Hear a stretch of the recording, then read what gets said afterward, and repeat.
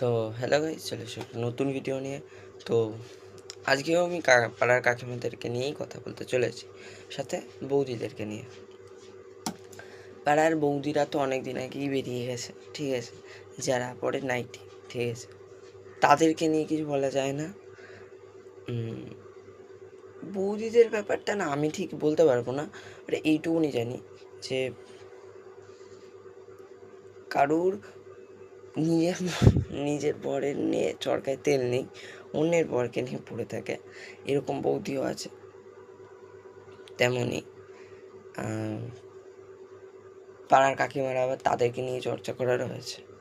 পাড়ার কাকিমাদের টিমে যখন কাউকে নিয়ে তারা চর্চা করতে পারে না, তখন নিজেদেরকে নিয়েই তারা চর্চা করতে শুরু করে দেয়, সেটা তারা নিজেরাই জানে না।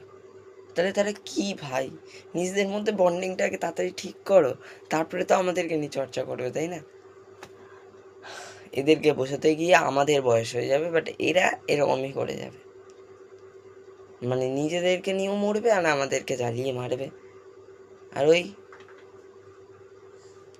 নিজের এত বড় ধরো নিশ্চয়ই পাড়ার কাকিমা হয়ে এসছে, তাদেরও নিশ্চয়ই একটা ঘর সংসার আছে, সেই সংসারে তেল না দিয়ে, সেই সংসারে না থেকে অন্যের সংসারে কাঠি করা, আগুন লাগানো, এছাড়া তাদের আর কোনো কাজ নেই।